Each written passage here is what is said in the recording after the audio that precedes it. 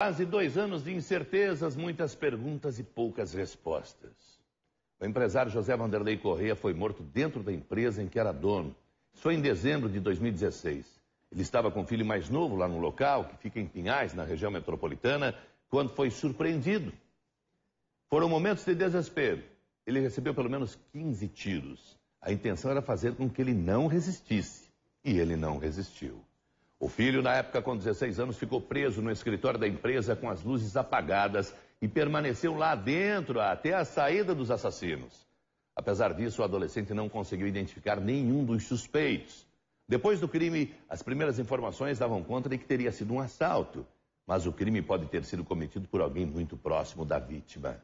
José ele tinha um patrimônio milionário e o assassino sabia disso. Mas essa é a única certeza.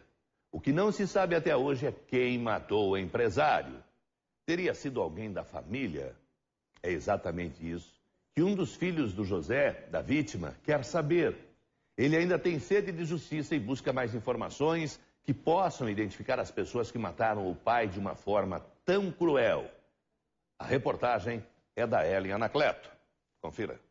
De todas as lembranças que Magno tem do pai, a última delas é uma das mais especiais. Na última vez que eu conversei com ele, era o básico, era beijo, abraço. Eu brincava com as minhas crianças, eu levei minha menininha mais nova no último dia que eu conversei com ele, foi assim. Ele havia comprado um guindaste a mais, me mostrou equipamento, estava contente com o que adquiriu e estava bem tranquilo, como sempre foi. 29 de dezembro de 2016. Essas imagens são as últimas que mostram José Vanderlei Correia com vida.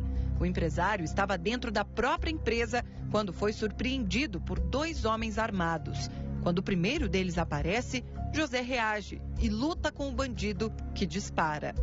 Um dos tiros acerta a lateral do corpo do empresário. Ele chega a ser arrastado por um dos suspeitos. Não houve chance. A bala se alojou no pulmão. José Vanderlei não resistiu e morreu antes de ser levado ao hospital. Além das câmeras de segurança, uma testemunha ocular viu tudo o que aconteceu naquele dia 29 de dezembro de 2016. O filho mais novo da vítima era a única pessoa que estava com ele aqui dentro da empresa quando tudo aconteceu. Depois do crime, familiares de José Vanderlei passaram a ser investigados pela Polícia Civil.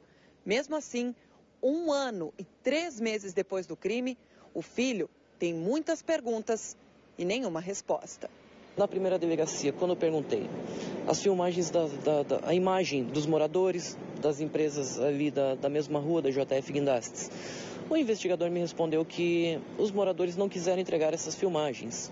Eu acho que é algo que eles têm autonomia o suficiente para conseguir. Monitoramento da Avenida Maringá, é lotado de monitoramento. No inquérito não foi levantado em nenhum horário aqueles monitoramentos desse carro do meu pai que passou e dos carros na sequência.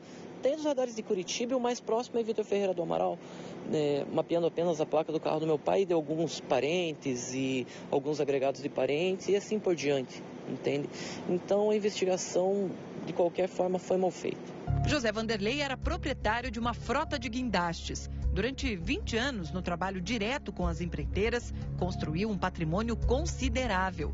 Dinheiro que, segundo a polícia, pode ter sido a razão da morte do empresário. Além das posses, o empresário tinha também pelo menos 4 apólices de seguro vigentes. A primeira delas com cobertura de mais de R$ 32.700, outro de R$ 187 mil, o terceiro de R$ 140 mil e um último de R$500 mil em caso de morte. Magno tem suspeitas. Para o filho, o pai não foi executado e pessoas da família podem estar envolvidas no crime. Assassinaram meu pai de uma forma assim que, vamos dizer, eu acredito que os caras de repente não foram para matar o meu pai. Mas aconteceu no meio da briga ali, tanto que ele levou só um tiro, né?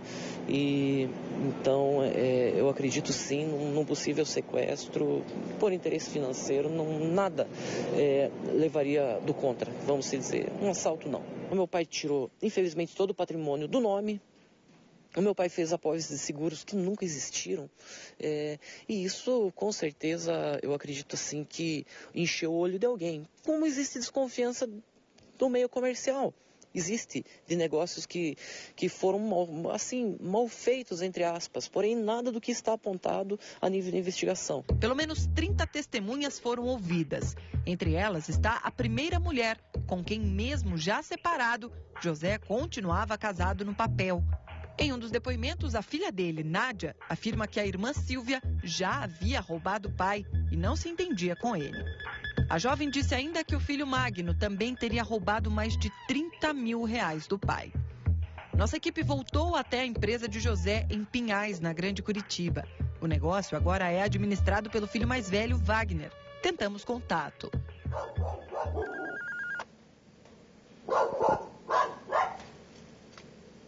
Bom, nossa equipe está aqui, diante da sede da JF. E ninguém nos atende. Possivelmente as pessoas estão nos vendo por meio da câmera de segurança. A gente veio até aqui para falar com o Wagner, que foi citado pelo irmão, mas ninguém nos atende.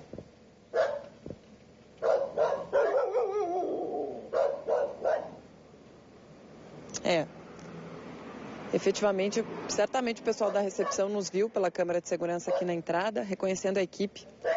Ninguém quis abrir o portão. Magno diz que não tem mais contato com o irmão mais velho.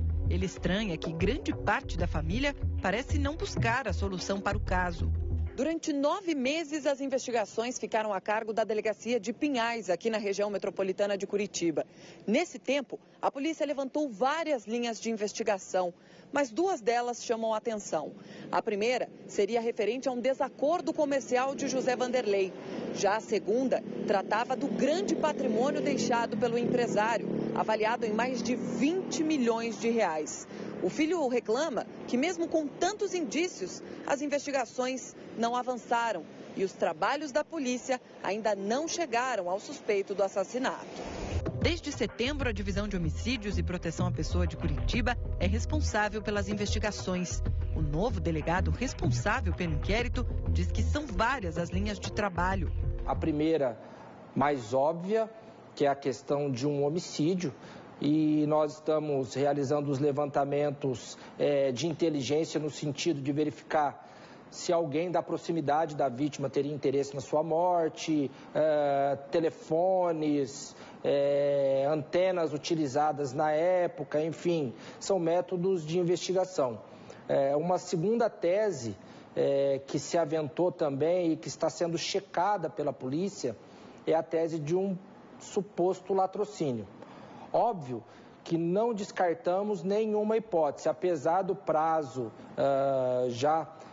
bastante avançado da instauração de um inquérito, 1 ano e 3 meses, a gente acredita que esse crime seja passível de solução. Aliás, existe uma equipe trabalhando somente neste caso. O delegado também conta que provas colhidas no local do crime podem dar um novo rumo às investigações. Existe sangue que foi verificado e coletado no celular que ficou no chão e que seria da vítima, e esse sangue provavelmente é do autor do crime. Nós temos também algumas digitais que foram recolhidas pelo Instituto de Identificação à época no veículo da vítima que foi levado, um Chevrolet Celta. Então, nós temos aí várias probabilidades, entretanto, ela demanda a confrontação com o suspeito. Então, todas as pessoas que estão sendo ventiladas pela investigação como interessados ou então suspeitos do crime, estão sendo submetidas à confrontação dessas digitais e também dessa pequena célula de sangue que foi extraída do celular do seu Zé Vanderlei. Para o filho, todo o tempo que passou diminui as esperanças. Tua esperança, depois de 1 ano e meio, ainda tem? Negativa, a nível de justiça, não. Não, polícia eu acredito que realmente não vai resolver nada. E a tua luta segue ou você desistiu? Segue, eu vou fazer o possível para chegar ao ponto. A gente não para, a gente está sempre para um lado, está sempre para o outro. Dependendo de mim, até onde eu conseguir ir, eu vou. Porque respostas a gente quer. Justiça divina, como todos falam, existe. Concordo, não desacredito. Mas aqui isso não é justo ficar dessa forma.